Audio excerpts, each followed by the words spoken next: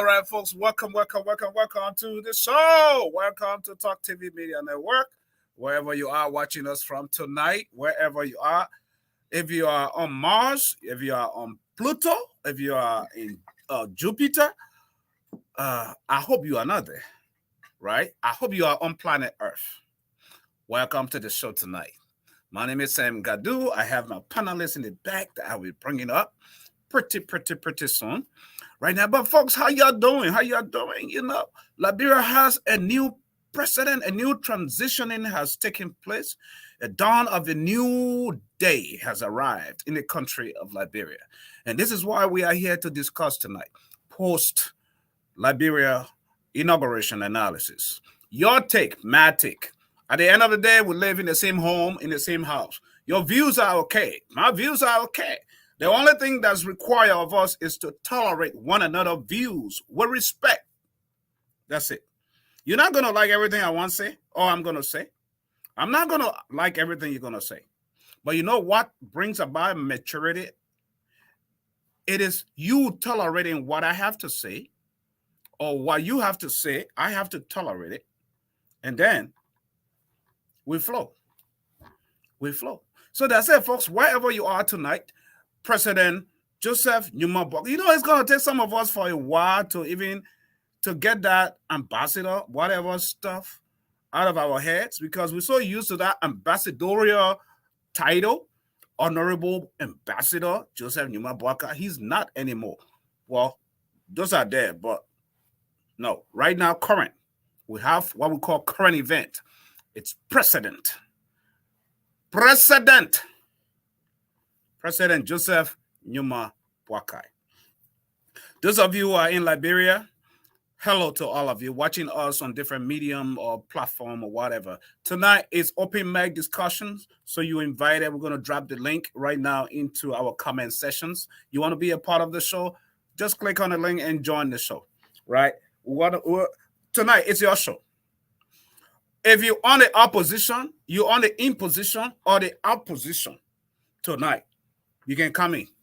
We welcome all views, analysis, perspectives. Do you think what happened yesterday? Was it good? Was it right? You know, what's your observation? What can we do to improve it? because a lot of people keep looking at it from different facets, different standpoint, right? But it could have it could have gotten worse than what we saw. And not many people are thinking in that direction. Not many people are looking in that direction, folks. I'm telling you, right? But anyway, I am going to bring my colleague on the show just in a second right now. But just before I do that, man, I gotta give this to the Kissy people from Foya, Lofa County, because the president we have is from Foya. So I gotta play a song in honor of him, you know. So that's it, folks. It's tradition. In fact, I don't even know why I'm in this Western suit tonight, because I guess I know why I'm in it, because it's so cold. It's so cold and freezing and raining here. But tonight, I'm supposed to wear my real traditional gown, the Liberian Kissy traditional gown that what Joseph Numa Barker had on yesterday. That's what I'm supposed to put on tonight. That's what I'm supposed to put on. Yeah. So all those cloth, that country cloth, promotion or tradition, it's gonna go off the shelf, man. Those are y'all, my people that selling nothing there. Liberian people buying it, going. You see how Jawia came with proposal, and it promoted foreign countries like Nigeria and Ghana and stuff. But this one is our own tradition. That's the first example I'm trying to show you. So listen to this song, folks.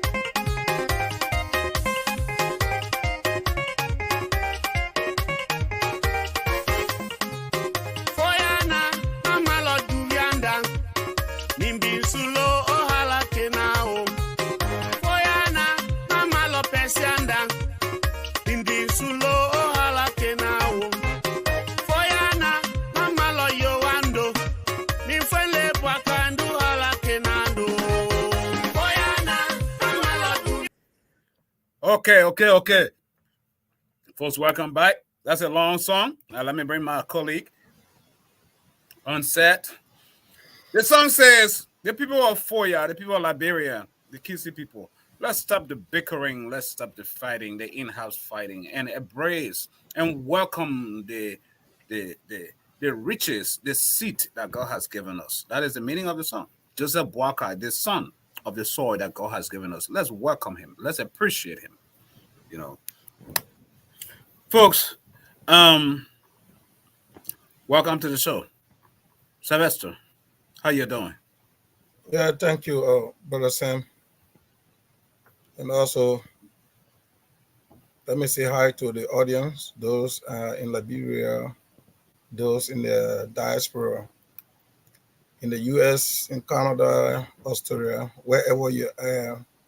This time, morning, afternoon, or night, as we have come to discuss, like the CEO just said, that we're going to discuss issue that matters, but it's going to be, I'm sure, what is trending now. what we have in our hand, what we can discuss to move Liberia further. So, yeah, I'm ready. Yeah, yeah. But so talking about it though, I want to go right into it. Along with our viewers, we saw yesterday the beginning of events. Like what I always say on this platform, planning is everything. Building a house is everything. When you're building a house, what matters is the foundation. If you don't lay a good foundation, you're gonna end up into problems.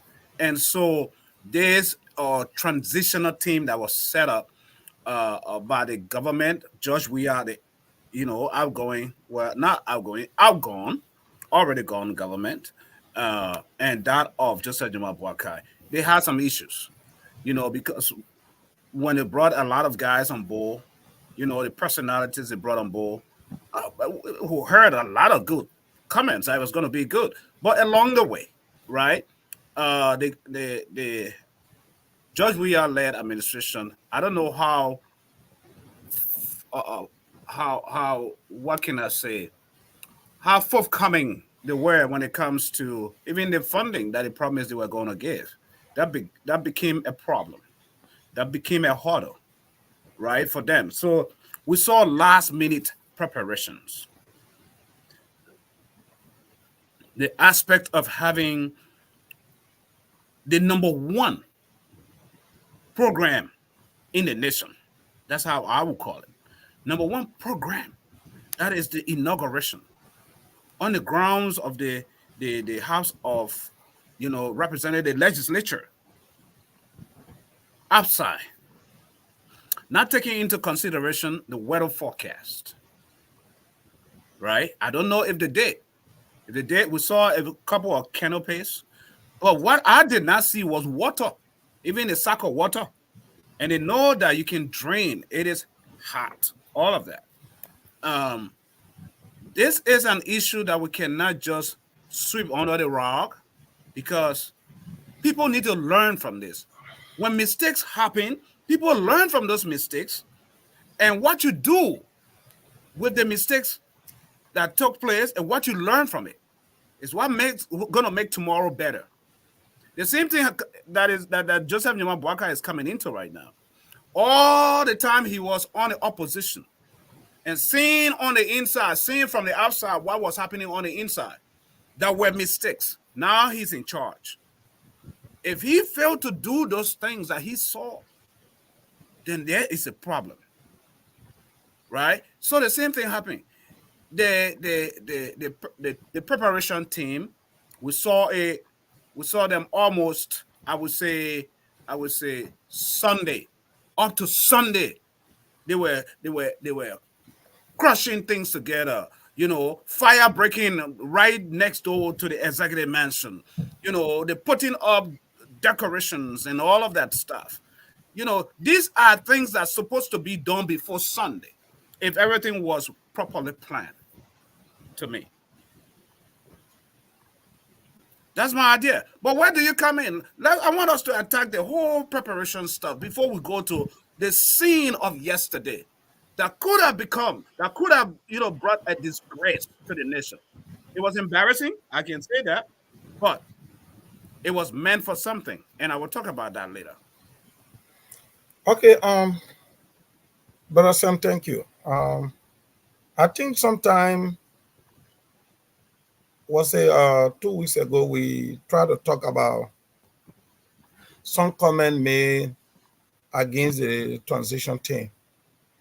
When Malu appeared somewhere, I witnessed him talking when they asked him about the transition team, which in fact he is a member or he was a member.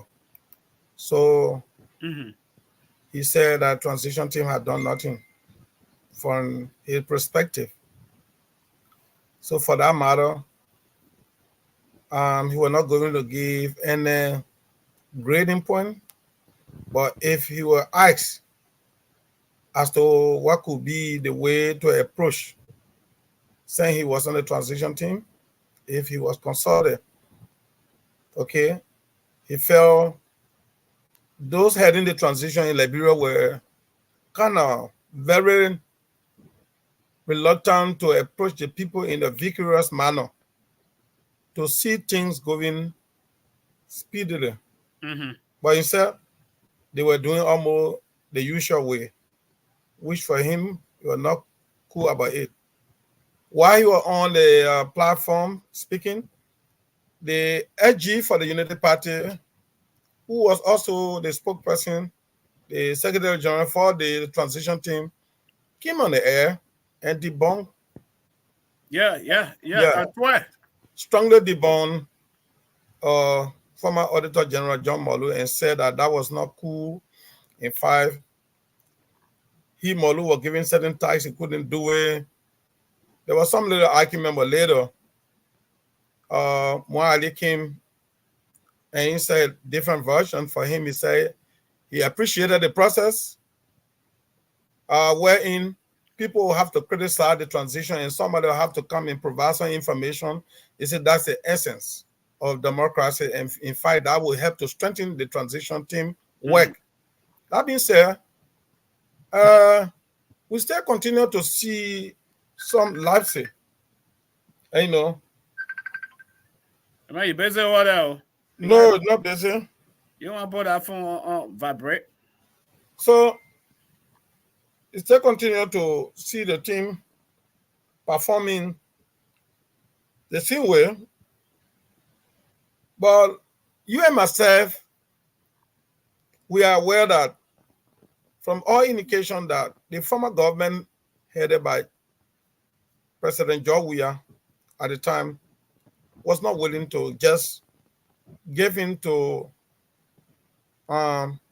President Joseph Nyama, he and his team, to have a free ride to the power, knowing very well that President Joseph Nyama has what it takes to be a president. He being former, he was a vice president. He was a diplomat before he became vice president. He understands the politics, both geopolitics and the local politics. Mr. Weah knew the occasion going to attract some high-profile dignitary. He knew, and that was contrary to his when he took over. So first thing, he wanted to see things happening wrongly from the beginning, so they can capture last on that to say, look, we told you that the old men are not going to make it. Yeah. I tell you, all of what they were doing, that was only... So do you think what happened yesterday? I come in. It was some kind of setup? Yeah, I come in. And so they try to strangulate the component of the transition committee member. Yeah, but they were not too vocal. Because it couldn't be with John. John had been with them, they're going to have some holobalo at one point. And that at least maybe will have helped for certain things to be done in some speedy manner. But the other person said, no, let's do it professional, because like I know the president now, the way he would want to see things. He knew he had won election. So he felt it was not necessary to get into any combat with the guys. We passed all of the bigger stages. And now that we have won, I don't care what he does, he will transfer power. Even if he transfer power in darkness, that doesn't mean we'll not go on well for the old men. So please, whatever you want to do, when you consult with them and they say they can't do it, and you can't give them a chance. So you see everything dragged up to the eve of the war, the occasion, even the printing of the war, the invitation. You heard the noise that came around. That in fact they printed 5,000 and they only give the about 5,000 and they give it to some of their supporters, and with the intention that they wanted to honor the process. But there's something I want to point out, right? Coming forward to the happenings of yesterday. A lot of things went wrong. We know that. We saw it. But on the overall, when you have the mindset like some of us who look at things from a positive standpoint, right?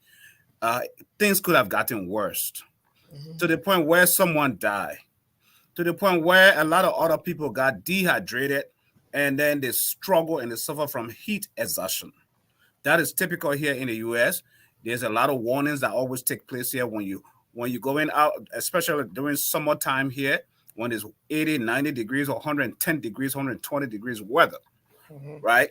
There is a lot of warning. Those of us that take our kids even to practice ground to play their games in soccer, we carry a lot of water with us and little fans and stuff. The planning team knew that it is hot at this point of the day, this time in Liberia. It's hot, period. There is no way to get around that. It is hot. Those small Chinese fan, those small Chinese fan, let me tell you real Liberian English now. Those small Chinese fan, where you can put it. And it seems like, in fact, one of them, Yomli can have one or it. In front of her, blowing her, right? All those dignitaries, all those foreign dignitaries and presidents, everybody fanning themselves. And then the incoming president is well built up according to EPS rules and regulation, and the way they saw the protocol. They say, oh man, they're transitioning. You got to go prepare. Meaning, you got to put on a bulletproof jacket. And when you put on a bulletproof jacket, then we're going to put a t-shirt under it to cover your bulletproof jacket. After that, then the outfit you want to wear that, which is the African Liberian gown, you put that one on. The Liberian gown alone can exhaust each heat. It takes heat, a lot of heat. When you see young people that fainted yesterday. Sam, excuse me, can you send me the link on my WhatsApp? Yeah, one of my friends want to come in. He said, yeah, I will send it to you. I will send it to you right now. Okay. Let me finish. Then while you talk, I will try to send it to you. Okay. So when you realize or you see that what happened, what occurred yesterday with the EPS putting all of that, a 79-year-old Ome, was that necessary? They could have allowed him to be his own skin. Joseph Nyuma Boakai supposed to be the man he's supposed to be in his own skin. I understand the security concerns, right? But Joseph Nyuma Boakai was more at risk during the heat of the campaign than yesterday. Sure. Nobody would think about that, though. Joseph Nyuma Boakai, all the campaign he was running, he never had bulletproof jacket on him. No. He was all over the place in huge crowds. People came hugging and shaking hands. If anybody wanted to get rid of him, they could have got rid of him. In fact, he never had maximum security in the first place. During the heat of the campaign, he never had maximum security. You want to tell me, with the Ghanaian president sitting right there, with the president of Sierra Leone sitting right there, with the United States ambassador to the United Nations, Greensfield, Madam Greensfield sitting right there, with the Chinese, Chinese government knowing wherever the Americans are, there is competition. They have to, they don't even trust each other. Security is at the highest, right? The Chinese people were there. The EU, ECOWAS. You want to tell me that place was not secure? That they have to go put bulletproof jacket on the old man? You know what that you know what yesterday issue took me to? The story of David in the Bible. David and Goliath. Yeah. Yeah, when they put on the helmet, when King Saul came and put on the helmet on David, he said, "It's too heavy." Yeah. I'm not used to that. Y'all take it off of me. Now, the only place where I blame Joseph Boakai himself, he not used the bulletproof jacket. Take it off. Because if he was going to tell the EPS, say, y'all take it off, then that means he was going to give them more work to do more, retool their strategy to protect him more. That's all he should have done. Joseph Boakai is not somebody who's supposed to wear bulletproof jacket. He's a people person. Y'all protect the papier, lead the papier. And the papier survived yesterday. That's why people don't know that the old man going to live long. Yeah. Young people die. That heat exhaustion has nothing to do with age. No. And he was the one under extreme pressure than anybody else yesterday. Yeah. Standing there, you ever saw him drinking any bottle of water yesterday? No. Somebody brought water, open it, but I didn't see him drinking it. Yeah, he did not drink it throughout. Right? That's another aspect. But I'll leave the floor with you right now. What do you think going forward? Your observations. What should have been done right? What went wrong? What happened? Yeah, so yesterday I took note of two things that went wrong. You just made mention of one.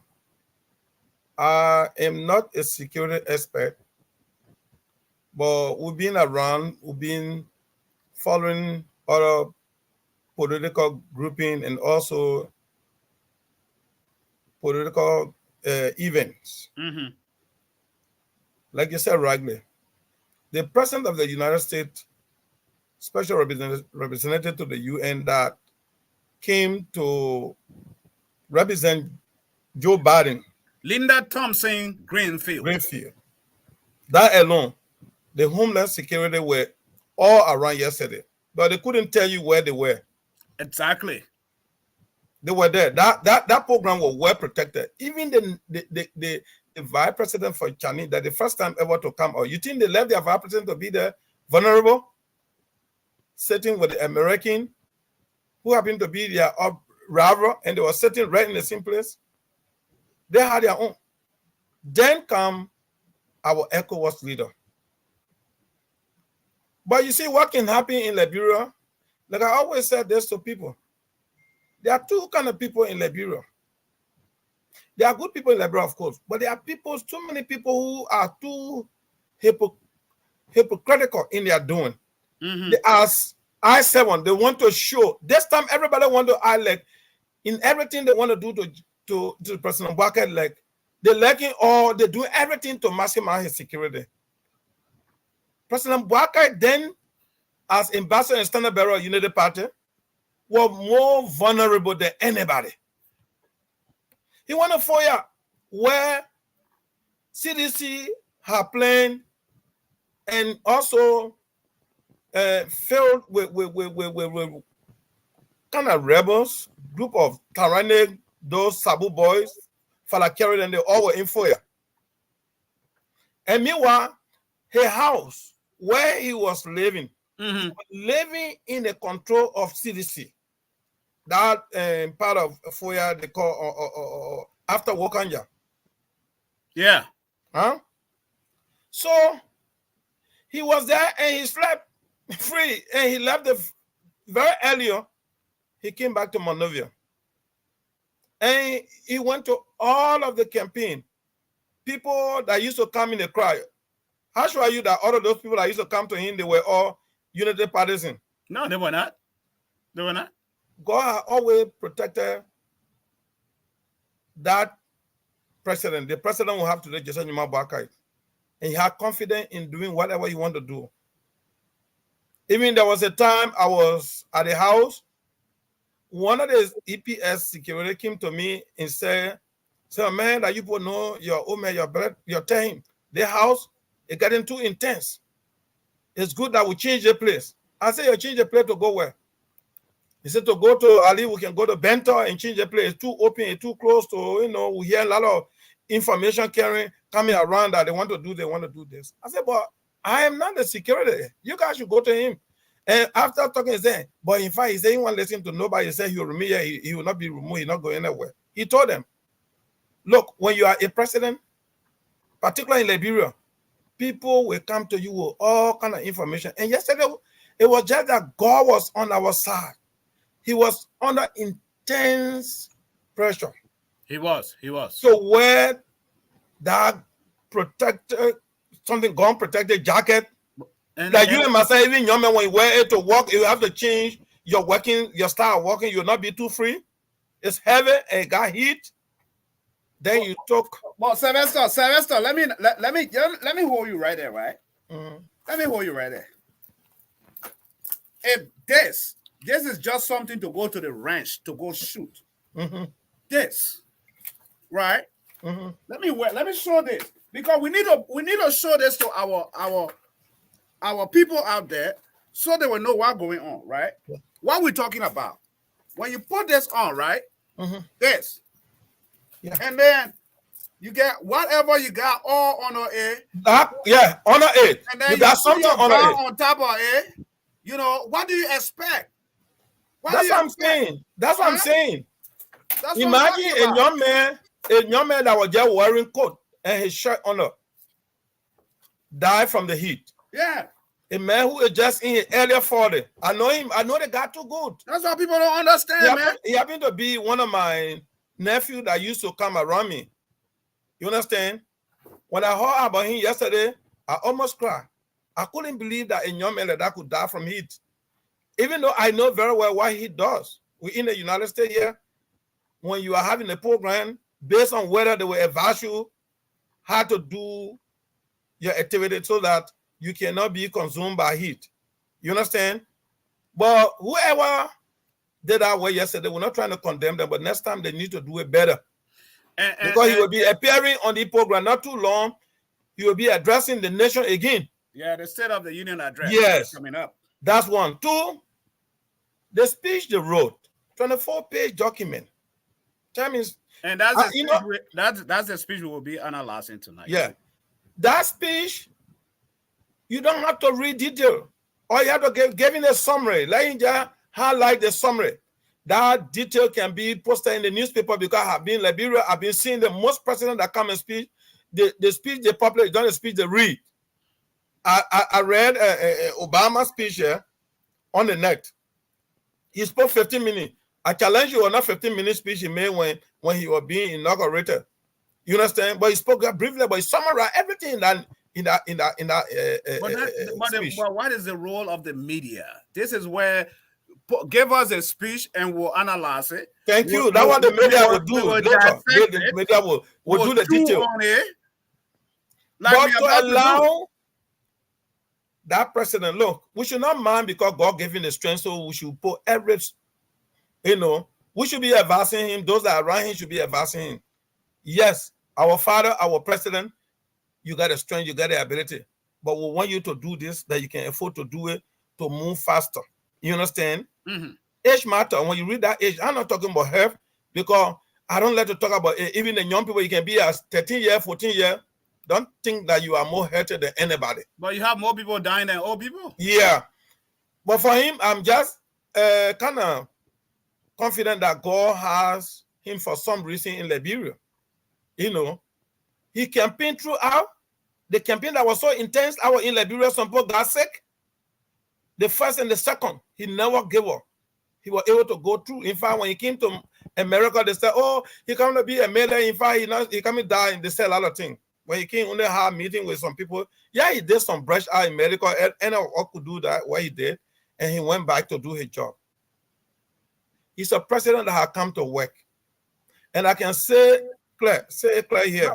And I want to talk to the people that are listening to it. What are you supporting President Joseph Boakai? He has come to work. You should be happy that he has come to work. A lot of good things will soon be coming to Liberia.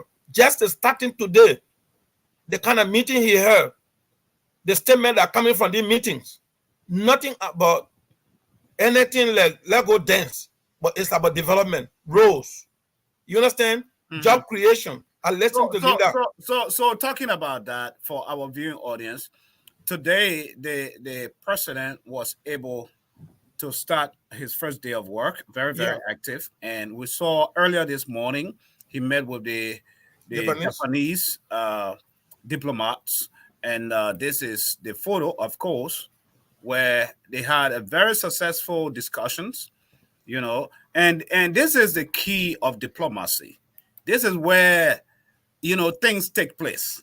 Mm-hmm. You and I, right? This is where things happen because the Chinese and the Japanese, they have some sort of conflict. Taiwan, long time that been going on. That whole a lot of competition that goes on, right? China wants to come in.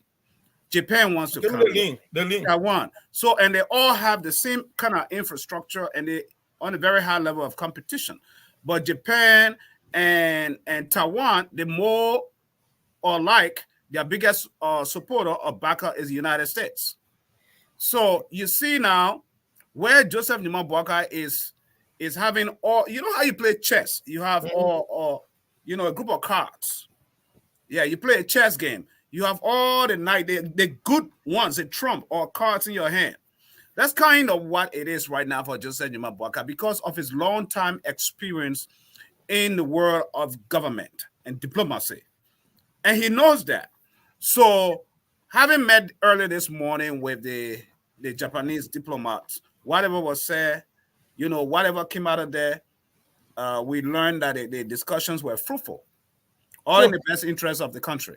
Right after that, we saw Ambassador Greenfield from the United States, along with the USAID delegation in Liberia. And you know that USAID is huge around the world, not just in Liberia, but around the world.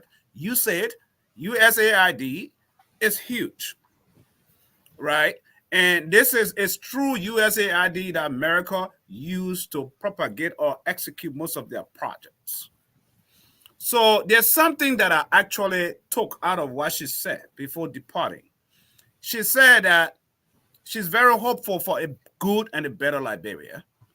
She looks forward to having confidence being restored in government in Liberia, which means America knew there was no confidence. And so she also said that after that confidence is restored, she looked forward to investing in Liberia, especially in the private sector, to ease the pain and the suffering of the Liberian people. That was a very strong statement. That was a very strong statement. For one fact, she talked about the fact that she's looking forward for a better, trusted, government. Meaning, Jawia government was not that trusted. Yeah. Sure. Meaning, that's the opposite of what she said. Though. If you really want to analyze that or undertake or interpret that, once she said, I look forward, the United States government looks forward to a government that is transparent, that have confidence, that will restore confidence. That means confidence has been lacking under the George Weah administration. That was it.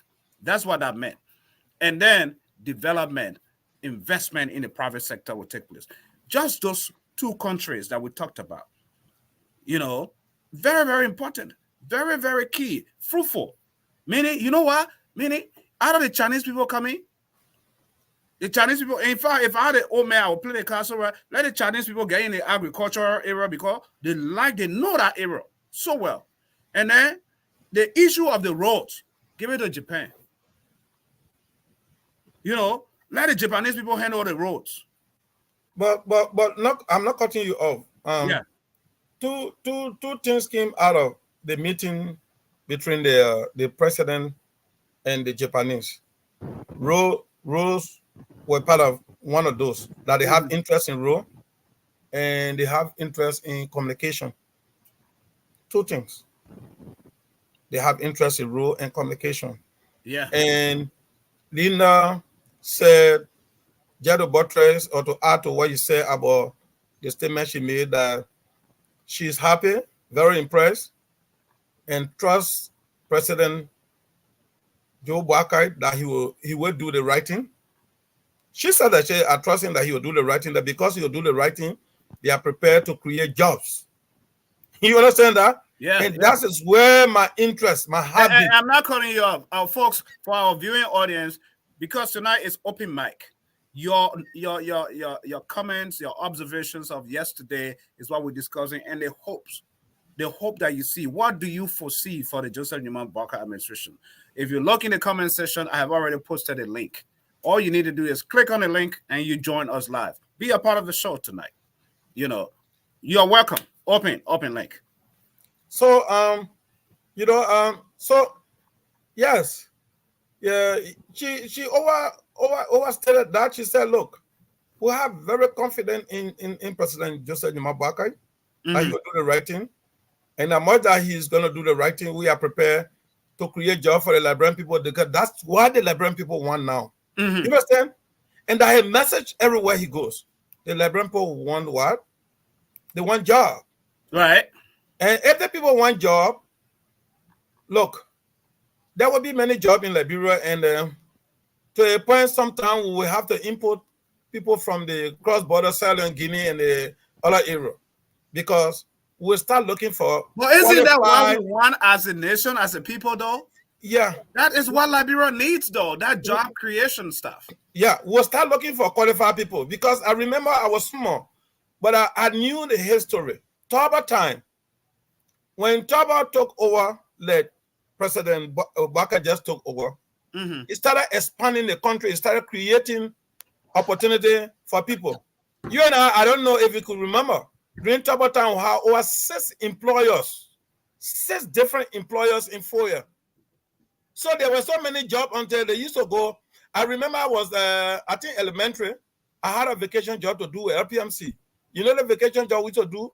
Right. To go and fill the dirt in the small black plastic bag. It used to be 1 cent for one. 1 cent if you fill 100. Man, 1 cent, Benny. Where 1 cent, Benny? Oh, you not live long. Give me 1 cent, Benny. You got me talk about yeah, man. Yeah, but that was money for me. If I make $2 a day, you know what it means to me? $2.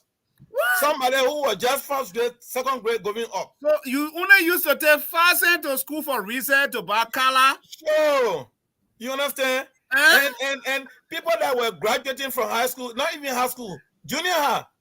That's why many of our colleagues today, they remain in 4 years because by the time they got out of junior high, they had job to do. High school had job to do. They go get them motorbike, LCADP, LPMC. You understand?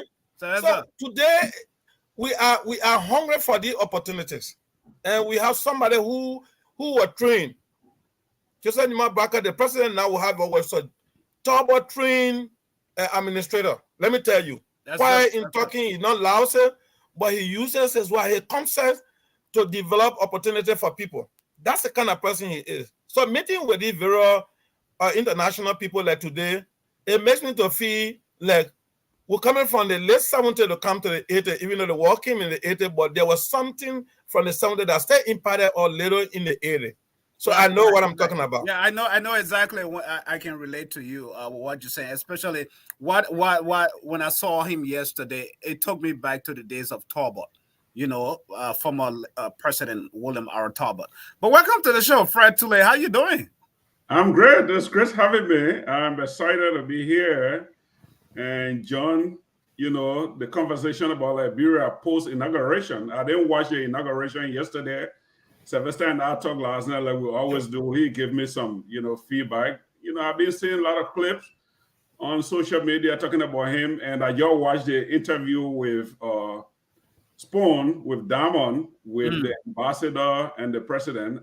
Sure. I'm just excited. I have some colleagues that went for the inaugural. I should have gone myself, but I'm stuck off working here. You don't go back, don't mind him. Imagine this guy have been here so long. By the time I move to Liberia, you'll be forced to go to Liberia to be visiting the quick. Yeah, so I'm excited about Liberia. This is a new dawn, and we all should be happy. Nobody's going to be terrorizing anybody. No. I agree with what Sylvester was saying. And that was the stand where I was going to ask you what gets you excited about Liberia right now? What's amazing? What stood out to you when you look at yesterday's inauguration? What do you foresee when it comes to Liberia, the new Liberia that we are experiencing right now? I think there's a new dispensation. Even before the program yesterday, I have relatives back home. I talked to them. I talked to my uncle the other day, and he told me that, even though they don't have food to eat, but the feed failed. That's the atmosphere. And this guy is in Liberia. She is on Spoon. They call Fatima, always was Spoon. He said when you go places, people are just excited. They feel like some burden have been lifted. Yeah. I talk to most people like that. Most people tell me that. Feel, you see that euphoria in the air. That finally people can live into their country and they can have a hope of having a future. Do you think that stands from the fact that people like our own brother, former city mayor Koji, instead of playing his role as city mayor, every time he's at the party headquarters trying to give comments and press conferences and what can I say, threatening people, you know, and stuff, and other government officials and people having cases that we have had under the 6 years with no closure. You know, the police is even nervous or afraid, you know, to deeply investigate cases. We saw former presidents that got butchered and tortured. Nothing came out of it. The aspect of the 6 auditors, nothing came out of it. You think that fear? It is that fear that the people were like, we done, we tired with this. We cannot be living under this as a people. We must do something. Do you think that is what it is, that lifting that the people are feeling? You want? I said she want crash our show. She coming on the show right now. I'm sorry, that's my daughter. I'm sorry, but I don't know Koji a lot. Like I always tell Sylvester, I left Liberia since '94. I have been there twice, so I don't know Koji, but you know, the fact that he's a kissy man and his name is entangled in all these bad things. Jefferson was not fit for the job. And what I thought was, when we took over, most of these young people will seek opportunity to go abroad and learn, better themselves off. You know, 6 years went by so fast, and I don't think these guys were prepared, you know, that they were going to leave power. And they're all in shock. Even today, I read from the front page Africa. I mean, he was being direct with the president that if Joseph Boakai thinks he's going to intimidate people, I don't think this man is a man that intimidates people. He's a man of peace. You know, with everything Fala said about him, you know, you saw how Fala went in his office, how he welcomed him. And you can see that he's an other statement. He's not going to be there to harm anybody. No, you know, no. But I think with Koji, the way they handle themselves, from the Koji, the Akarius Gray, the way those guys have run the country. They feel invincible, like they are in government for forever. Forever. That's how they felt. Those guys didn't know that. That's why we'll have to see. And that's why I tell people the old man cannot capitulate without auditing this government. If it doesn't do that, the Liberian people are going to be very angry, because one of the things that he got elected was people are tired with corruption, with impunity, and he have to take that stand. And I'm glad. So you think that this whole auditing is very serious, that Joe Boakai really need to know, and the Liberian people need to know how much money Judge we are left in the coffers of the nation, all of that stuff, and then declaration of assets. You know, you too, you both can take on that question. I think you have to audit, or there is no wiggle room around that. You know, during the transition period, I work on a cluster, which is the Liberia Anti-Corruption Commission. One of the recommendations we made was to strengthen that commission, you know, and the auditing agency also, where Sylvester have some experience. He work over there. There is no way that Boakai can say he can audit. He has to audit this government, or else he's going to fail the Liberian people. And if he doesn't do that, in 3 years, you will see his government having serious trouble with the Liberian people. So he cannot capitulate on that. He have to audit the government. You know, that's the first thing. Yeah. Asset declaration, I'm glad even the Speaker and the Senate Pro Tem are on board with that. There is a story that he said yesterday, the interview, I think he was in the president vicinity when one of the Spoon correspondent interviewed him, that they're going to audit. They want an audit. They want asset declaration. Yeah, he said that. He said that the very day that he became Speaker of the House, when he got elected. In his speech, he talked about it. Asset declaration, and they did talk about it on the first day of business at the House of Representatives. I still remember Musa Hassan Belete mentioning that on the floor, where they talked about declaring their assets, and they all kind of unanimously agreed to that, though, which is a good thing. It is a good thing, because I can't even imagine that even Belete said that. I read it. I know, right? Let me say this. You know, I'm not talking about audit, because audit is a fear factor for a lot of people. Yes. In Liberia, I remember when I used to be at the GSC, every time we were assigned, when audit was commissioned to a particular entity, everybody, including to super janitor, would be afraid. Auditors are coming, they kind of, you know, that phobia. I don't know why, but audit should be a more friendly issue than even asset declaration they are looking at. Yeah. Unless you don't know, if you declare asset, you understate your asset, you are putting yourself in mess. When you overstate your asset, you are also putting yourself in mess. Why? The auditor going to use that as a benchmark to investigate you. And that could even bring you easily to be indicted to face court. But the good thing about it, when talking about asset declaration, I'm happy that they all have consented. And in fact, there is something they put on the floor and they have agreed to do so. Thank God that has happened. But I will say this. You know where, let me hold you right. You know where the fun was to me when they were talking about that on the floor. The House of Representatives. So they talk about declaration of asset. They all agree.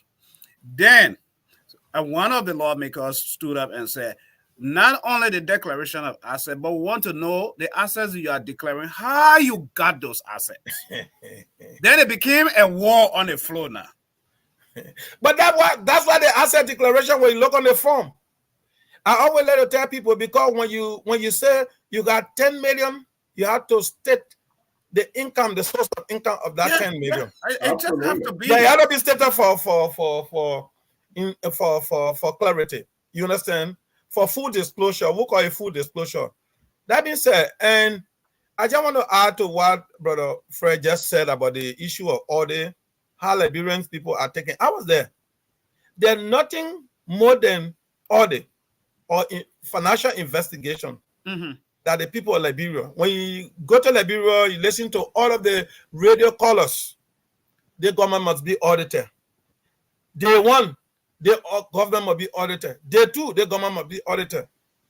And if you heard the speaker, he said when he visited with the president, JNB Inaugural, at the time, the first two things he told him that in his 90 days or 100 days going further, two things he had on the table: infrastructure, that road development, and also what? The fight against corruption. And that start with audit. He said he want his support. And it was from there the speaker said, I am prepared to work with you. And besides, he went further to remind the president that if you say so, there was something we started by 54 legislature that has to do with the war and the economic crime court. We also want you to implement it. And you know, JNB will not say no, because you have no cost. So we all are on course. So all we have to wait to see, I know, because now there are a lot of short issues right in front of the table. What are these things? How is he going to manage to pay the 2 months arrear of the government that left? Now, if you look at our wage bill in Liberia, there's something like 26 million plus for civil servant. 26 million for every month. If you multiply that, you're talking about 52 million. He needs that one quick. That is not part of the work he's going to do from somebody work. And see what he left. And he was boasting that he left 40 million. The government going to inherit. I said, that lie. Look, when I heard it, I said, this guy is joking. 40 million. There's a deficit of 12 million, even in the consolidated account, if you take it, because you use the money from the consolidated account to pay. You understand? How much is that going to remain? You're going to have 13 million deficit. Then before we can even talk about the reserve, you talk about the reserve. But what he said, though, is one thing. What I want Joseph Nyamubuakai and also the finance ministers to say openly to the Liberian people is, this is what we met in the coffers of the government. This is what we are taking. This is where we're taking it from. This is why it is. I want the Liberian people to know that this is what we met. It's not finance minister going to do that. We have said it. No. It's not finance minister going to do that. That account going to be easily investigated by the GSC. That's a GSC according to the IDAPA. GSC going to quickly investigate the finance ministry. That the short-term auditing they're going to do now to audit their last tenure that led to their departure, to know what is available in the account and how much they use. That figure or the report from that will be given to the president. The president will speak about it in future, not too far future, because if you're going to be addressing the public anytime. They call it sooner, State of the Nation. Yes, thank you. You hear it in that State of Nation, information. So Then he will be giving why he need, why he met, all the things. Those are things you'll be hearing on State of Nation period. So just for us to kill the time that we have, right? Let me go back to Fred. Fred, when you look at these pictures, yesterday, he's right there in our gown. None of us knew, only the Secret Service knew that he had a bulletproof jacket under that. You know, the Omer sweating, nobody knows. He doesn't want to drink water. The things start happening. Jawia say, I told y'all the thing here, the Omer, y'all lead the team with me. Y'all don't want this and that. So all his facial and your secret arms gesturing, with his wife shaking hands, this and that, that's another whole issue by itself to talk about. This was when they confer on him all of that, whatever grand master, whatever star. This was his meeting today with the Japanese delegation, which brought a lot of hope to people. The Omer is back. He's healthy. He's back to work. That is with the U.S. and the USAID delegation right there. Of course, you could see a lot of laughter, and the facial expressions was very, very joyous, right, to them on their faces. All these photos have something to say. The other photo is almost like Madame Sally, performer president, say, "Hey, Joe, you get high, oh. I told you, Joe, you will never become president, but you too stubborn, Joe." Listen, you know why? Let me tell you one. No, let me finish my joke. So Madame Sally is saying, "Hey, Joe, now that I thought I was gonna be right. But I'm not right. Joe, you got it thing. But hey, Joe, think about my children. Oh, don't be auditing and go way back under administration, because that's so trouble you'll be digging, Joe." So that other picture showing. Anyway, what you say? Go ahead, learn your thoughts. Okay. What is your hope? What do you see from yesterday? What do you think, especially from the medical side? What things should be put in place? Because when things happen in life, you learn from mistakes. If you don't learn from your mistakes, then I don't know who you are. And mistakes happen so that we become better. Absolutely. For a better tomorrow. That's why mistakes happen, even in our individual lives, right? Mm-hmm. What do you take? What do you think that we should do better? What type of Liberia? Your analysis of yesterday's events. Well, like I stated earlier, I didn't watch the program, but let me just say this for full disclosure. I was part of the inauguration team. Man, I got my big brother on the show tonight. Yes, I was part of the inauguration team, and I have a very close colleague that was deputy of Miata Family that worked with her. But I think there were a lot of mistakes made, because what I even learned from our discussion in the inauguration room was there should have been ambulances around to, medevac people if there was invited. I think there was a 25, a lot of money that was demanded by the current minister, the previous minister of health. Right. And we discussed that. Brother Sonja, welcome. We met at Eddie's funeral, so I hope you remember. I know. I see you, brother, for the first time, man. Yeah. I'm so excited, man. So, I'm not going to let you go anymore. You be on here. So I hope you remember me, but I also want us to start talking about, his protection. Okay. Let us keep that to ourselves. We shouldn't reveal his, I'm just glad that, he's okay. He's fine. I saw him when the president of Ghana visited him. They were smiling, and that cordiality was there. I'm just happy that this man. When I saw Nana Do visited, right? He was probably teasing and said, "My man, Joe, what happened? What you did, whatever?" Yes, that's how it he went there teasing and said, "But Joe, what happened?" And they have a good conversation. Let me give you some information. So, one of the journalists had the opportunity to meet Nana and also interview somebody, head of state or other ambassador, just to get their concern. What happened? How do you feel about it? He said, "I feel good." All of them say, this is not surprising, this is not strange, this happened. So nobody should take it to be a big deal. Look, in the world of politics, everybody understand what happened there.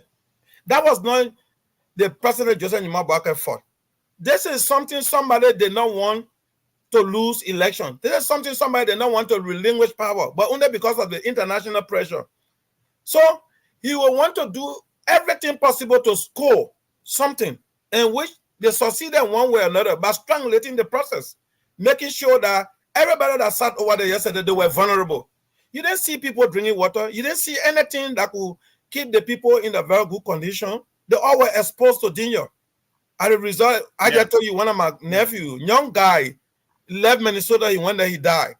You understand? So the people didn't take it to be anything big deal. That's why they went to your house. But meanwhile, the President Joseph Nima Boakai, I know he will make fun out of it himself. He loves to make fun. The day he will take time, people will get around him. He will bring that joke around. I know. Yeah. You know, sometimes he look at issues that people take very hard to thing, and he make it very soft and easy and friendly. That's how he looks. You know, that's just what I wanted to say. Let's welcome our brother. Let me say hi to my brother. Let's welcome. Me and myself fought the war 1990. Can you unmute, please?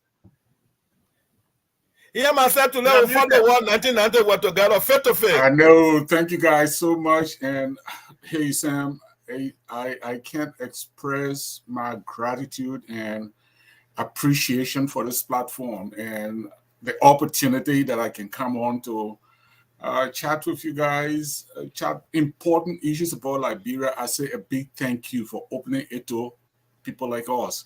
And Fred, hey, I remember you. Yes, I do. And Sam, you were laughing when I was chuckling back here when Sylvester was talking about Liberia 4 years, when we used to have this opportunity for vacation jobs. 1 cent, 5 cents. Sylvester, you so much remember. All of us did it. Sam, you're laughing. You know how much your mother, my mother, how much they were paying for a month. They were paying $7, $8 at the clinic, walking up at the clinic for a month. Yeah. So if you have an opportunity to go walk in end of the week or in 2-3 days, you can earn $2. Just imagine. I know.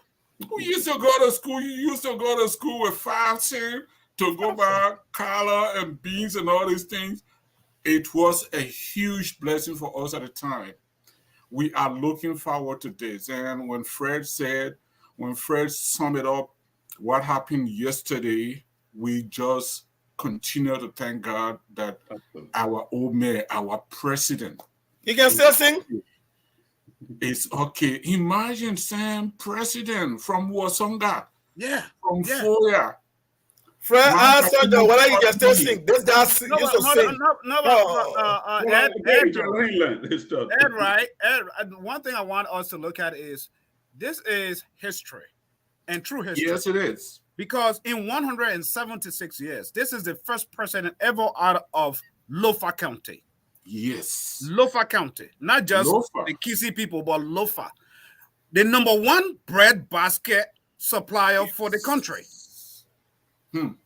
Lofa. What's wrong? And this is time for us, for people of Lofa, to prove to the nation and the rest of the world that indeed it's not just Joseph Nima Boakai, but after him, the Liberian people better think twice where to send the presidency. You see, he is setting precedents, not only, just as you're saying, Sam, I'm calling you Steve. Oh, my brother. Steve, y'all grew away. I mean, I was born. Oh, my man. I know. I get it. Look, he is setting the record for all of us, for our children and for our children's children. Tomorrow, it will be said of us that, yes, the president came from Foya, from Lofa County, that helped to pave the road for what we are enjoying today. This is our prayer. This is what all of us are praying for. That, look, he is not perfect. We all know that. And when I saw the first list of appointments yesterday, I started thinking differently, but we live in a country where people believe in experience. So why is true our politicians from the yesteryears, from the Ellen's regime and all these other things, they have the experience, and as long as President Barker has confidence in them, hey, we pray for them. They are not perfect too, but that they should walk along with this president and make Liberia happy again. Wow. So Sam, I just wanted to add to the statement you made that he comes from Lofa and the rest of it, he being the first. But it's not just Lofa. We will say Liberia, but to be specific, 1964, we had 3 counties coming together. They call twin sisters, Yes. Lofa, Bon, and Nima. Yes. That region had never benefited for any presidency. No. And guess what?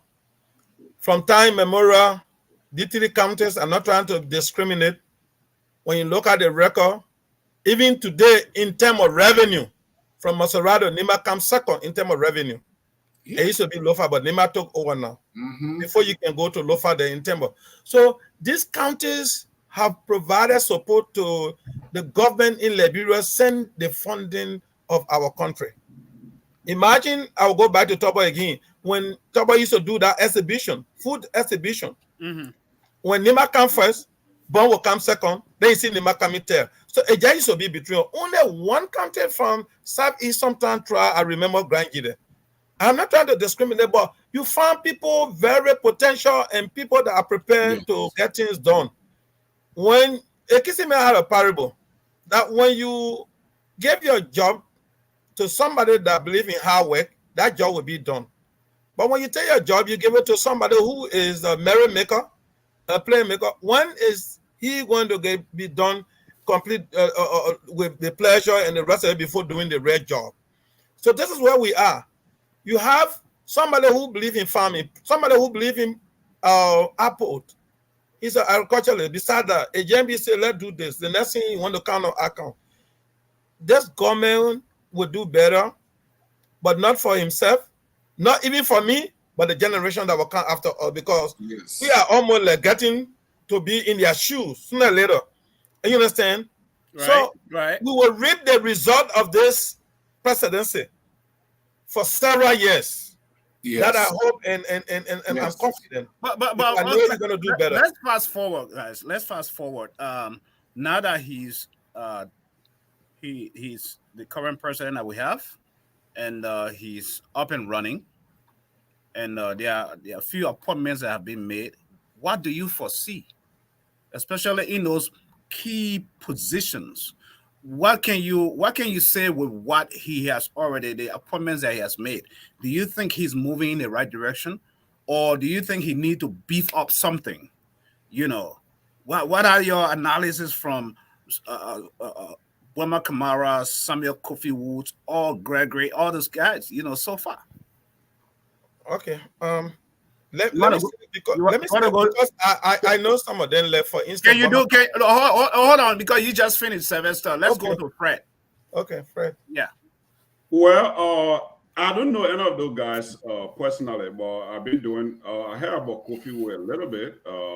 His human right background. So, and I know a lot of people were criticizing that he don't have a security background, but the position of security advisor is a policy position. You don't have to have a security background. And one person that tried to argue with me, I gave them several references. I talk about Condoleezza Rice. You remember Condoleezza Rice was security advisor to George W. Bush. Right. And I also talked about H. Boma family. H. Boma family was security advisor to Madam Ellen throughout her tenure. So the threat we have in Liberia currently is not a external threat.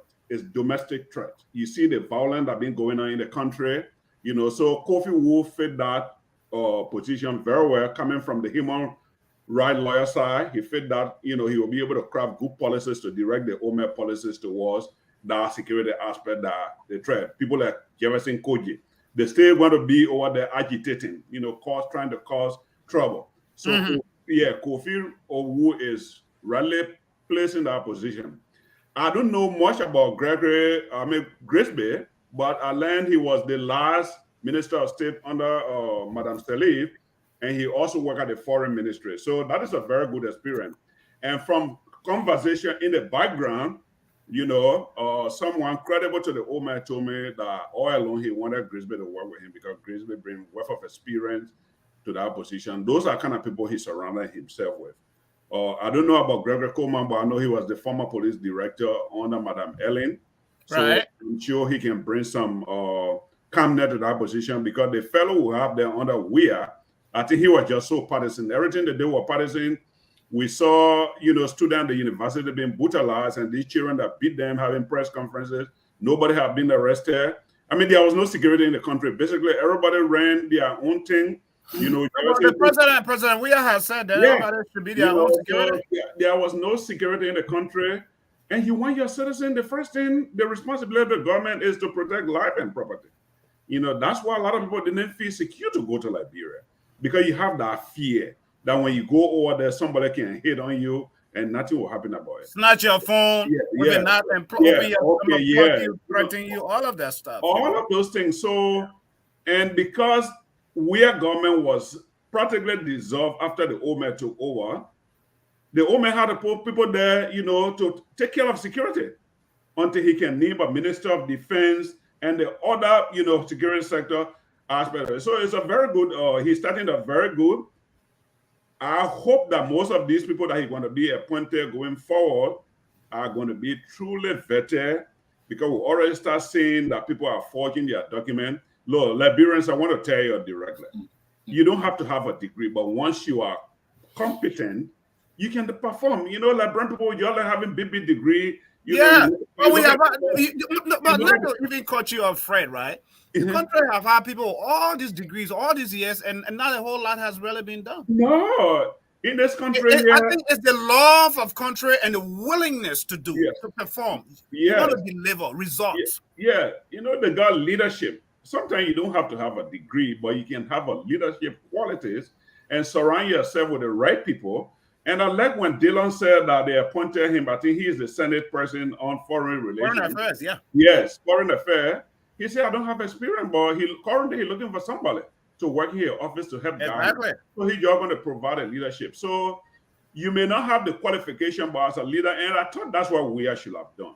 Because we only have education and leadership deficit, but we all thought that he was going to surround himself with people who will guide him properly. He take the credit. Because when anything go right, the president take the credit. If it go wrong, of course, the blame go on you. So I hope he can continue. I want to see more women in government and not to overlook we the men. Women are very good. They know how to manage things. I hope more leaders are going to be in this government. And I don't just want him to bring people from the Ellen era, even though they are qualified, but let him bring some young people. This is the 21st century. Yes. Yes. I agree with that 110%.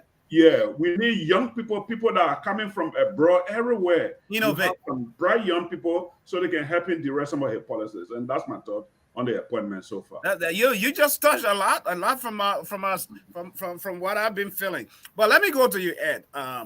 Then we'll go to Service. And we'll start the other way around again. Fred, you touched a chord of the issue. What matters, this was my argument. When the first list was announced, I started kind of like analyzing everything. Yes, before then, there have been the issues people have been discussing, especially like Boema Kamara. And I didn't hear much about Kofi Woods in this position, but I heard a lot about Boema Kamara. And I was always arguing to say, look, Liberia with 5 million people, just look down on us and say, at least there are, say, 2,000, 3,000 qualified people. And to just look at the 10 and continue recycling these politicians, these experienced people, yes, they are experienced, but to continue to recycle them and look down on the other 2,000 plus or 1,000 plus that also have the experience, but they have not been, that they have the know-how, the the skills to do the job, but they have not had the experience to work with the government, to look down on them and just kind of like recycle this politician. This was my first argument. Until I sat down and started thinking, oh, well, I think he's looking for people he feels comfortable working with. I was not a fan of the Ellen Johnson administration. But one thing I gave her credit for was that, hey, if she knew things were not happening, you are a minister. Just look at our man, Gafuan. He was at finance ministry. Yeah. Shipped him back somewhere else and then went to foreign affairs. People were always shifted. Ministers were shifted.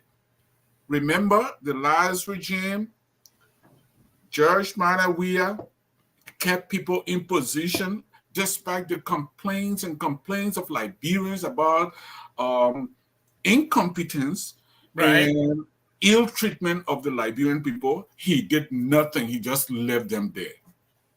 He left them there. The most qualification we look for at this time, as Sam and Fred were articulating, the most experience we are looking for, the qualification we are looking for: honesty, hard work, patriotism, loving your country. If somebody loves the country, hey, who says Sylvester cannot take one of these positions? Who says, Sam, you can't go there and do one of this?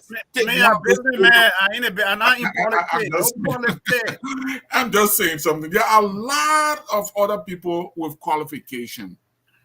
But if somebody is qualified, educated, but lacks the desire to do the right thing for the country, that person is not a good person that's going to help us. So one thing I am looking forward to, I have resolved to just say, okay, whoever he brings, I am comfortable. Since I have confidence in him, I have that confidence that whoever he brings will ride on his intelligence and a law for the country and do what is right. So that's what I have resolved to. And in conclusion to this issue, what I want to see and what I am praying for is that people that he will be bringing, there will be no kind of like people can say around Tabata and then they just grab, put in their pockets, even if their country is starving, the roads are damaged beyond repair, and the roads are so much looking deplorable to the shame of the country.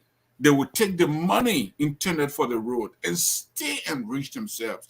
I am looking forward and praying that people he will bring would not have this iota of thoughts in their heads and anything around their office. So in essence, he himself, just President Bouakai, needs to be resolved to the point where he's not going to he has to step up, put his foot down to fire, or to shuffle. If once he realized that there is a misplacement, okay, I can shuffle you around, or if you are messing around for the progress of the Liberian people, I'm going to fire you, right? But before Thank you for expressing my thought. That's it. Yeah, before I go to Sylvester, I got a quick question. I don't want to lose the thought of this, right? Yesterday, right, inauguration, when he got that heat exhaustion, and he was, put down to rest or taken to the back, something unusual happened, which I felt otherwise, and that's why I'm going to ask you, Ed, and that has to do with the outgoing president. Former President George Weah. George Weah has relationship with the foreign dignitaries that were there, with the president of Sierra Leone, Ghana. Those were his colleagues just few minutes ago. And all those people that came, they knew him and he knows them, right? And then here is an old man who is in the middle of his speech collapsing. And he leaves. He even left, I would say, his colleagues there, Nana, and the other people, just we are left before all of them. Do you think that was a good thing? Do you think that was a good image to the country? Why the incoming, the current president, the state of affairs is at a standstill, and you just hand over power, you leave. You don't care. What's your take on that? Before we go to that was so shameful. It was appalling. So just imagine if you invite me to your home for a special occasion. I come to your home and your other relatives and siblings are there. And while we are discussing, you fall up. Then one of your siblings that should be there to help you, that should be there to welcome me, that should be there to relate with me in your place, just take off. That was so shameful. That was so shameful. We were embarrassed yesterday by that. I said, we, Liberians. He is a Liberian. Just imagine, this special program is going on. Then you leave the country, excluding the fact that he left in the middle of the program, excluding the fact that he left his incoming president in a situation that is so scary. He's leaving. Excluding all this, consider the fact that you are a Liberian. You are the president, outgoing president. You have all, just as you are saying, all these other people you have been relating with. They are all there. And you leave all of them and just walk out. What a shame. Liberia was embarrassed yesterday by his behavior. Continuous behavior. Wow. You got any word to add, Fred? Yeah, for 6 years, we have been an embarrassment for our country, bro, Senor. Yes. So what happened yesterday should not be surprised. You talk about Nana Akufo-Addo from Ghana. Here we have never had a good relationship.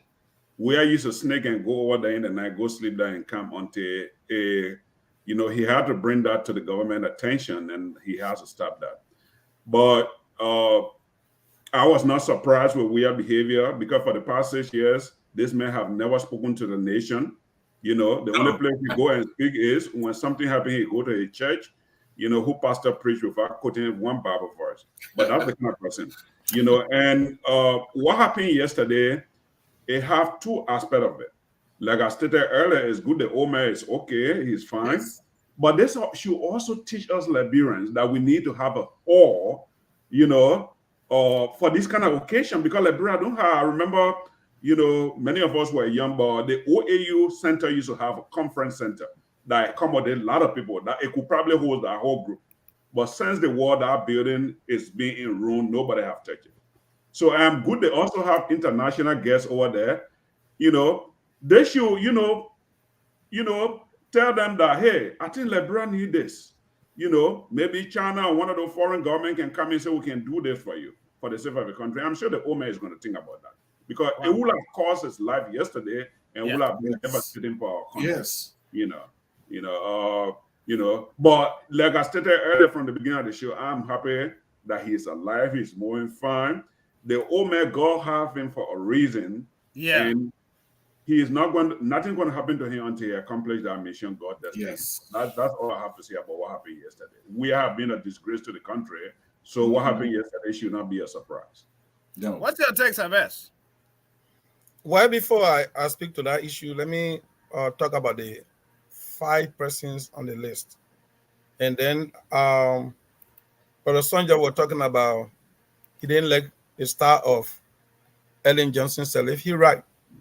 By the way, she did not come to help to improve Liberia.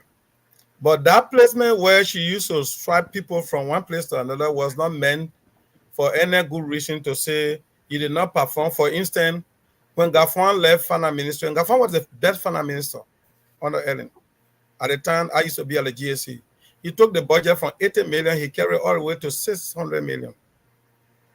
And every year there was increase in the budget during his tenure. When he got removed, he brought in Amar Corner. The budget stuck. It never went above it or just in that amount until their tenure got finished. I don't want to blame Amara anyway, but Ellen always like to play somebody who will accomplish her aim. However, with Social Security, she removed Francis Kaba because Francis Kaba was not willing to relinquish any cent from Social Security. And she wanted some of the money to be going somewhere. She removed Johnson Senior Molu, a maritime, and brought in Cassidy's son because he was more experienced in the maritime sector and he wanted to improve the play. He removed the old man and brought in younger. And so she was not doing this thing with a good intention. That's the kind of person she was. She very crafty, very, very smart in doing her things. That being said, the 5 names, I'm one of those who feel that it's about time President Bouakai tries some middle-aged and experienced guy in the government. You know why? I don't want to beat my chest. But 12, 13 years working as a financial person, I know almost everywhere because everyone want to order will review the entity, their function, each position. So it will not be a strange. But we can call ourselves to the front now because he's our president. We love him. We feel everything he does now that will bring glory to Liberia. We have to be happy. For those he brought in, like the finance minister, he's well suited in that place. This guy is honest. This guy is smart. He knows how to work. You're talking about Governor Kamara? Yeah. Yes. He's been a very brilliant young guy. That guy just in the 30 going to the 40. He's a young boy. I know him good. You understand? He been a student leader before he graduate. And he's smart. He was recruited by Central Bank as the guy that does the econ department. And he went there as director later. They gave him scholarship. He went to GIMPA where he got a master in economics. And he came back, they made him deputy bank governor. He was there before last tenure of Ellen, he came to finance ministry. But the good part I love about him is that he's not somebody to compromise. Forget about it. And these are people that JNB is looking for. You understand? Then when Kofi Wu, like somebody was arguing, he doesn't have a security background. But that position is not that kind of statutory position that comes with requirement. Because in Liberia, every ministerial agency, wherever, right, they have a what statutory position. They have a what the requirement you must meet before you occupy that position. It's stated there. If you want to be a finance minister, they got a requirement. You must have an accounting background, or econ background, or management background with social experience in banking and fiscal, activity. So, but that is not the case with our senior advisory issue, and that go beyond just security. It's just the word they attach it to security. They're more or less giving historical information to the president. Those things that can cause trouble, those things that can stabilize the country. And he understands Kofi will be a human rights lawyer. So he worked with the society in Liberia. He understands the history. And so I don't know why. So when people started arguing, somebody brought out the president's security advisor to Biden. He doesn't have any security background. Yeah, he's just a lawyer like Kofi Wu. You understand? So most of the argument will come up because you came from an intense campaign election. People want to see what President Jesse Mabouaka is doing different from that of the past president, which is far big. And one thing I will tell you is that people will agree with me and Brother Sonjo, you too. In this country, we live in a corporate society. When you are doing recruitment with a competitive process, where you get 34 person, you have to compete their quality to select one. You get almost the best. And that's what JNB is doing. They are not just recruiting people based on political affiliation. Before Bama Kamara was selected, there were always 3 names on the table. Such a good names. Even Gafan name was tapping on that list. Yes. Gafan name was tapping on the list, and Gafan qualified. But Gafan wanted him to come. But guess what? He needed to negotiate with him. He's making like 33,000 now at the African Development Bank. He's the manager in Uganda. to leave that amount to come to Liberia. $3,000 a month or a year? 33,000 a month he making now, but it's a contract.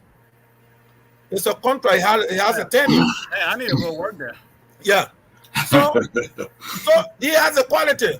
But then the next in line was Deboma Kamara, and they had another person. So he's qualified to be friend. That thing had nothing to do. The key area, it had nothing to do with partisan because they are key area. Partisan area are a lot of area that we should be looking up to, or other qualified young guys, you know. So I don't want people to start, you know, kind of hurry, you know, because though. Yeah. We have about 20 minutes to go, right?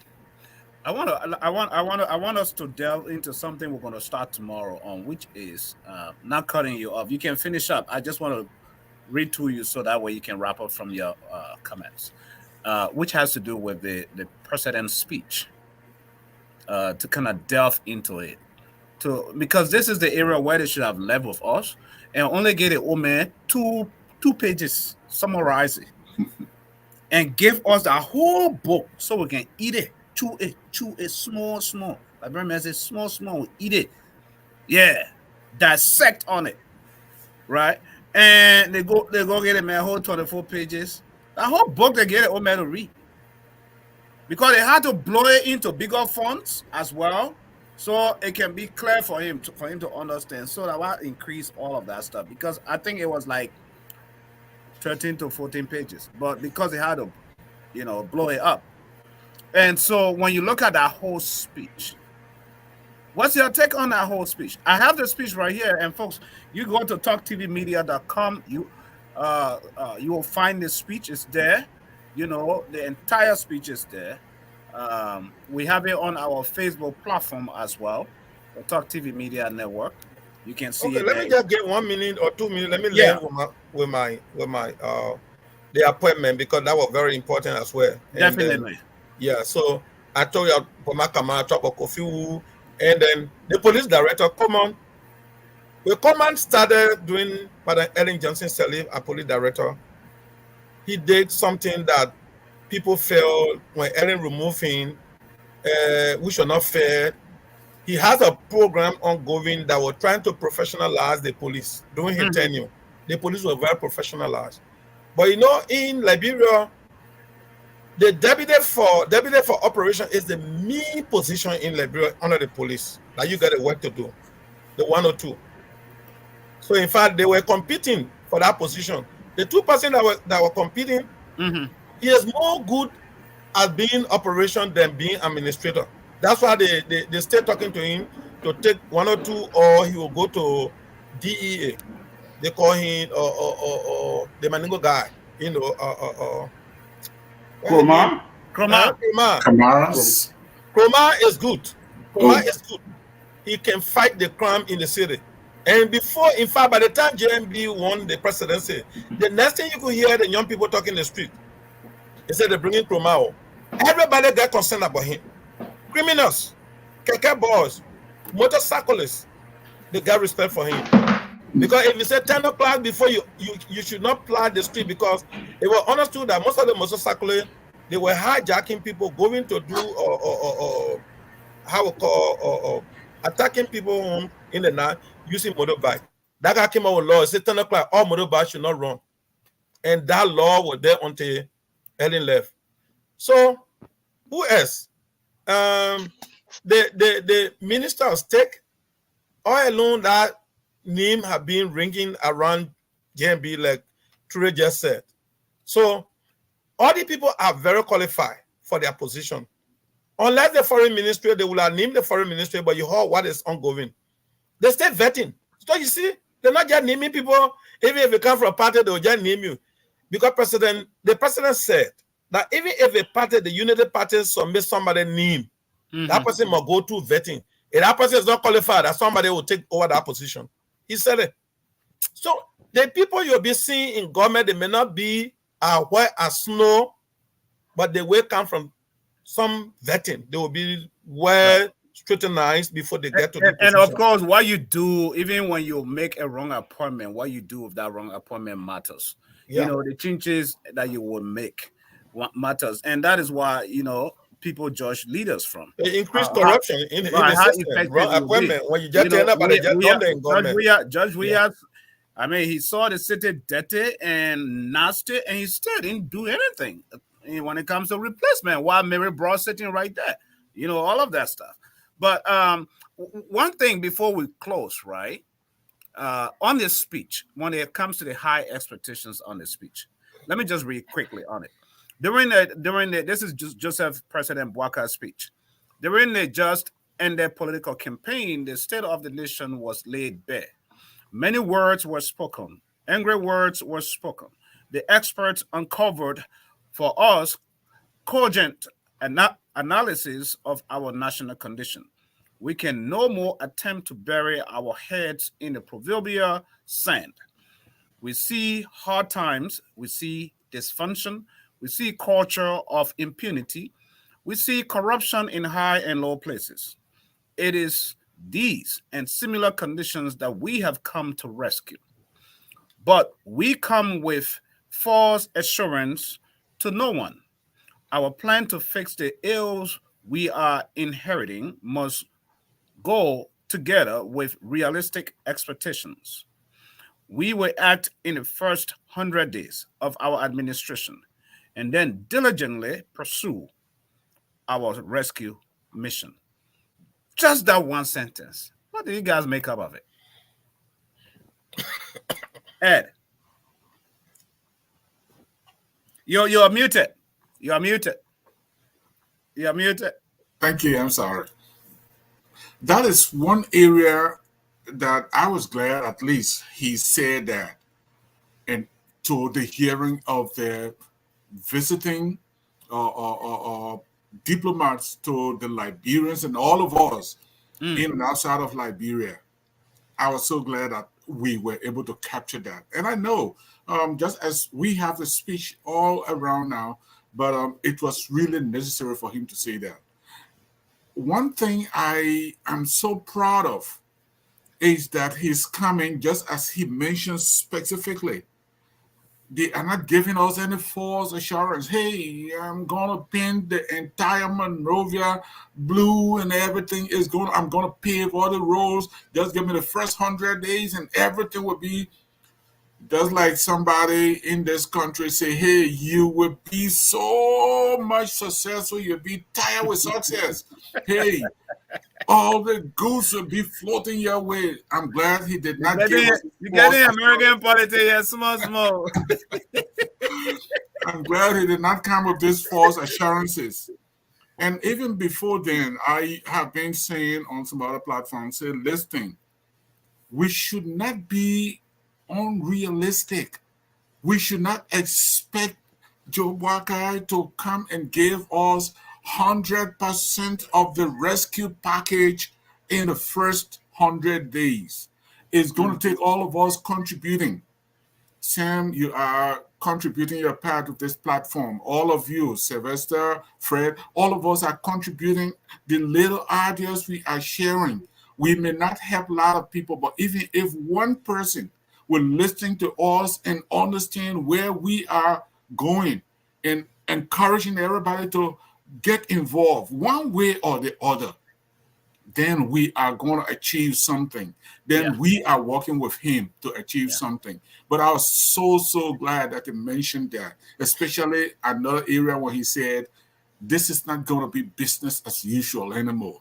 That is not going to be business I remember that so clear. Yeah, so we look forward to it, and we will hold him accountable, not because he's our father, he is our uncle and so forth. He is our fellow Liberian. We will hold him accountable. If I will have another opportunity 6-7 months from now to sit on this platform and I see any ills in his administration, I will want to point it out, not point it out to condemn, but point it out to discuss it in ways that, hey, I think when we follow this path, we will do better. We all will do that. And I think that is the best way to look at it. As in, yes, you can sit and criticize all day, but what is your criticism doing? Are you suggesting anything to build, to make it better? Yes. That's it. Because people sit there just to criticize, just to talk. They just want to see they don't want to see any growth, period. You know, as an independent network, yes, we'll hold his feet to the fire. Yes. But at the same time, we are Liberians. It's incumbent upon us to tell him, hey, you're moving in the wrong direction. We don't think the direction you're moving in is a good direction. I think when you go in this direction, it will be. Just like someone mentioned, one of you mentioned, the aspect of not just doing business as usual, or bringing the older, I would say, Ellen Salif people, but there are a lot of young people that are capable, that are willing. The world is moving in a different direction. You know, it's innovating. Other countries, technology is moving. It's now holding back. It's moving on. How can we catch up? And also the gender balance, women, employment. Yes. Right? Fred said that. So, Fred, this is why you met us on a speech. We were trying to eat just one sentence tonight. Then, because our time is against us, we have like 10, 15 minutes left, and then we'll close. But we're eating that one sentence I just read. What's your take of that speech? Well, I have not sat down really to listen to the speech and digest it, but bit and pieces have been seen, and I do agree with Brother. Make sure you go to talktvmedia.com. Yeah, I do agree with Brother Sanjo that rescuing Liberia is not going to take 1 year. The country don't have money, but we can begin to build structures to strengthen the government. There is no one person that built an institution. I've been head of organization. I say that one day. When you take over an organization, you don't break it down and start from before. You improve what you met over there and build on what is there. So that is why. But one thing he has to be emphatic about is corruption. There should be no compromise on that. There should not be no compromise on that. And also, we talk about strengthening his government. It should be a mix of criminal professionals. You bring the young people, because when you're talking about technology, you got to bring most of the young people in. There are things about the iPhone that I don't even know my 12-year-old daughter have to kind of teach me. I know. So, those things are very important. I have a friend who is in Liberia now. She went there. She spent 3 years. She came back and she went to the store to buy groceries. She forgot she didn't take her purse. She didn't have, and then I have a bank card with me, and she called the son to bring the wallet to her. The son to her said, "No, mammy, just use your phone. I put all your card on your." I know, right? So those things are very important. Yes. But competent people, not the competent, but people who love the country. Yeah. Yes. Go to justice and get away from the country. And that's important. Our laws has to be enforced. There is no country that survived. There is corruption in this country. We all live here. We know that. But when they catch you, you pay the penalty for it. Jesse Jackson's son is staying in jail. You don't think that in Liberia he would have been out of jail? He would not even go to jail. Yeah. No, he would not have gone to jail. For campaign finance, violating campaign finance law. So we have to enforce our laws to set an example. And I'm glad he said it's not going to be business as usual. And he needs to mean that. But that will be demonstrated by the appointment he continued to make. If we see the same old school boys coming back to power, people will start to question him. These few appointments, I don't know, Boema, they say he is smart. We like that. We like and he's a young guy too. In government, when they qualify, we can appoint them, but it should be a mix of people. I want to see more women in government. Let us empower our women. Yeah. I want to see more young people. Boaka is lucky. Most of the young people, especially from the UP side, Sylvester know this. When Ellen took away, educated a lot of the young people. They are there. They want to, and he needs to take advantage of that. He can have the older folks around, to guard them, but let the young people do the job. Let it go over there. Send them in the counties. Let them go and introduce. Things over there. Even the educational sector. We got a lot of young people that came to this country, they're educated, they are willing to go back to make the sacrifice. And sometimes it's not about the money. People are willing to go back, No.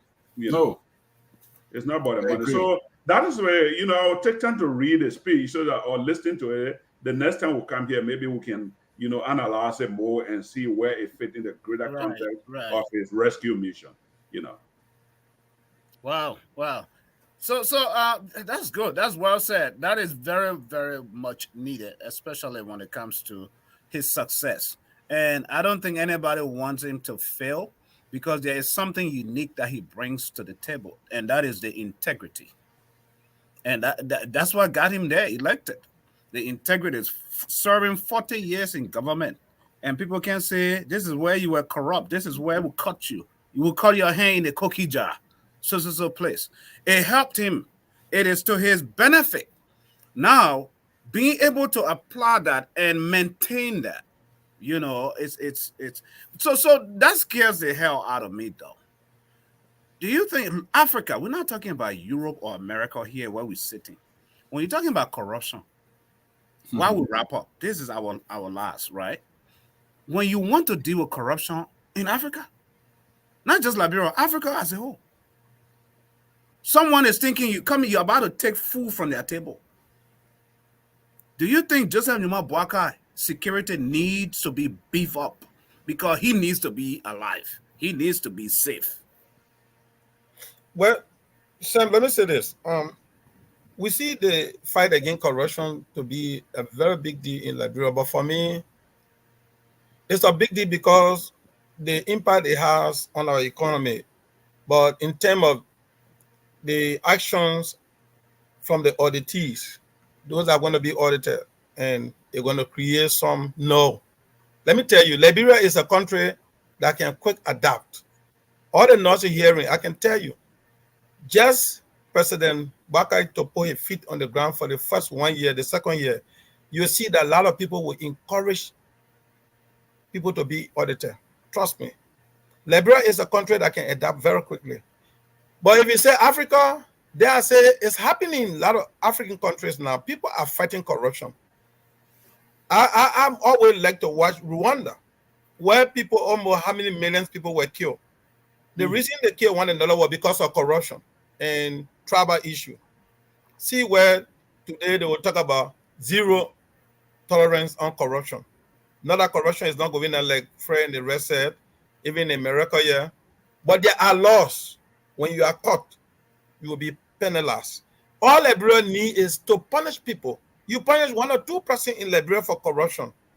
Trust me. Yeah, but does that mean that the person who's executing that need more security to stay alive? Thank you. We need to and have that has to do Joseph the code particular. The code, those. That's why, in fact, I'm hearing that they want to build a special code. Because the special code will fight fast than the regular code we have in Liberia where you use the juror system. Because anything a criminal, you go use that same juror system. Some people will steal and pass there and go free. Because the selection of juror is so low.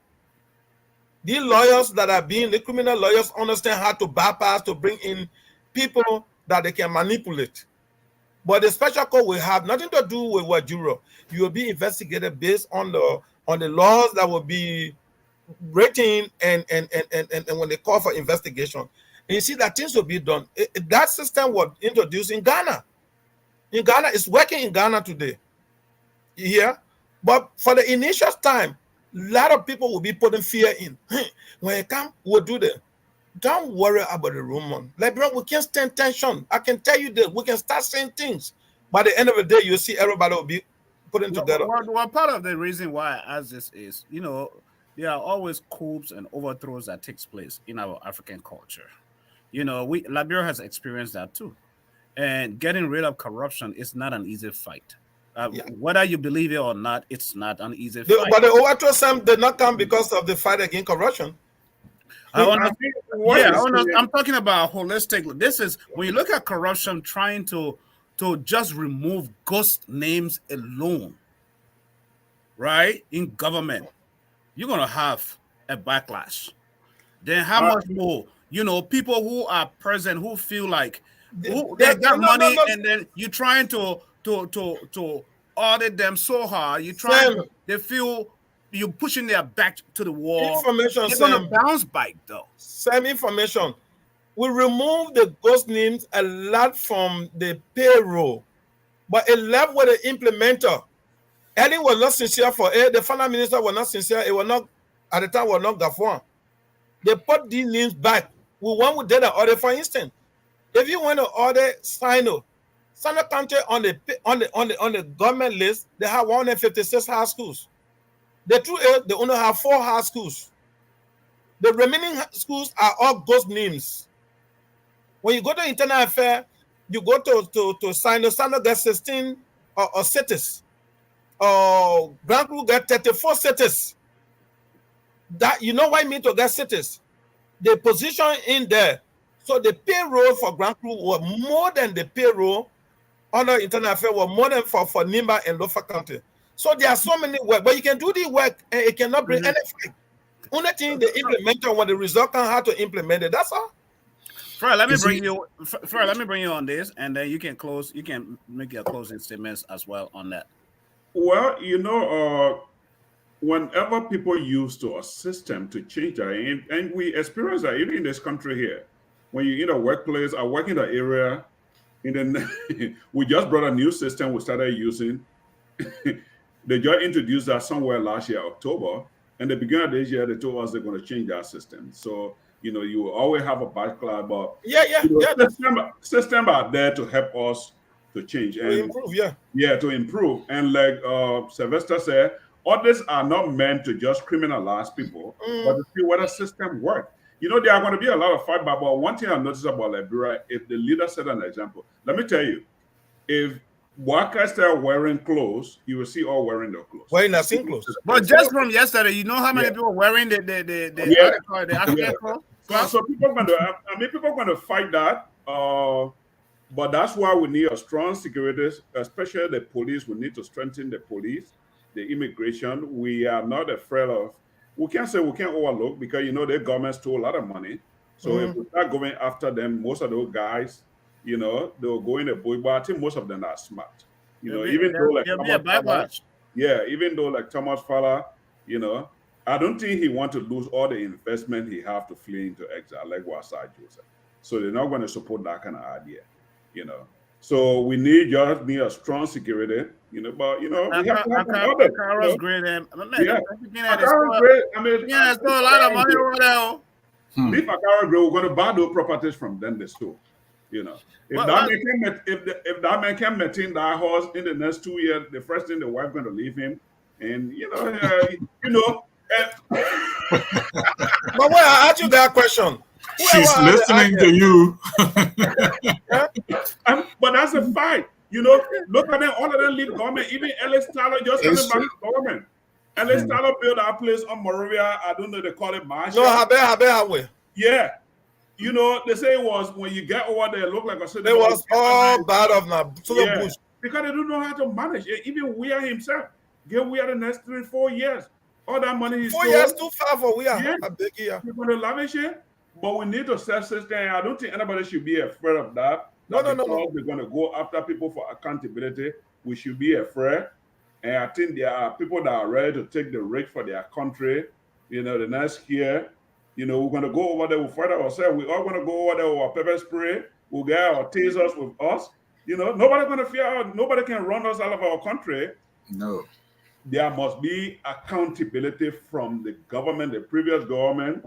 And if we can go back as far as the statutes of limitation will allow us, there should be audit. So that money can be brought back in the country to rebuild our country. These guys stole a lot of money, and there is no way we're going to be successful if we cannot audit this government. So I do agree we need to build up a security, but nothing's going to happen to Bwaka. There are things, we can talk in the background. We don't want to talk on the show. There are things in the work that some of us are privileged to. We can't say here that when you're talking about something, I say, you're stop it. There are a lot of things. You think Linda Thomas, you know what I said, Linda Thomas Greenfield? Because the woman worked there as a Peace Corps in Liberia before. Yeah, I know. Yeah. I know. But the culture in our country. So that was a good ambassador they sent. She worked there at Peace Corps. She was also an ambassador there at the time. Yeah, so nobody should be afraid of security. We're going to audit. If you don't like the pack your thing and go to Guinea or Africa and see how refugee life is. We shouldn't be afraid. What's your take, Ed, as we close too? Yeah.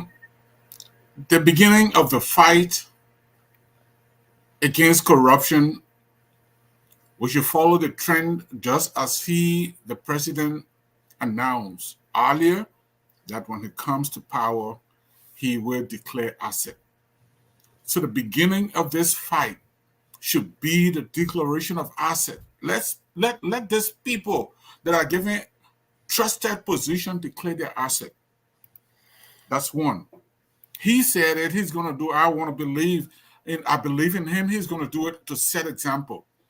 Because if he will do it, then he would now stand a chance to go to finance minister. Oh, you have not declared your asset. Or you have not done so. But if he himself would not do it, do what he said, then it will be a little challenging for him to go ask others to do it. I believe in him. He's going to do it. That should be enforced. Then just as all of us are saying here, the audit. The audit reveals areas of strength and areas of weaknesses. So people should not be afraid. Yeah. People should not be afraid of these audits. We will know that this finance ministry, this area of income is one of our strongest areas of income for the country. And it should be well taken care of. It should be well managed. And people will also understand that they are going to be held accountable no matter what is happening. You see, people that claim to love the country so much, when they squander the wealth of the country, they go to Ghana, they go to Dubai and go build and go buy huge mansions and sit there. Why I really stand firmly against Thomas Fowler. Now, going back to Foya to build something decent, I applaud him. I give him that. That's good. I look forward to him not just building, but let him build. Let the people build with money, earnestly earn. It's not just kind of like go steal money, like Sylvester was talking about in the past. Look, many good people in finance ministry try to get out these ghost employees. But it was just like a water running in a cycle. The 10 goes out and 15 comes in.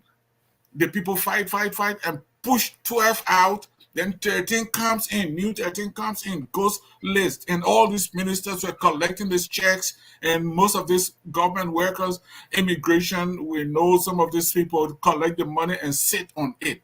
The government money was just being wasted in the pockets of these people. In order to help us to understand where the money is going, who is actually the receiving end, and is it justified? So that should be enforced. I stress on this. Declaration of asset, the audit. Then most importantly, fellow brothers and sisters, you see, sometimes they look down on some of these small little things but we touch on one key aspect here about bringing in new batch of people. Look, we can't be praying and preaching and yearning for change, and we do the same old thing. I agree. Why it's true we need some old hands to be around? Because you say, hey, to plot a new mat, you use the old mat. Yeah. Why it's true we need them?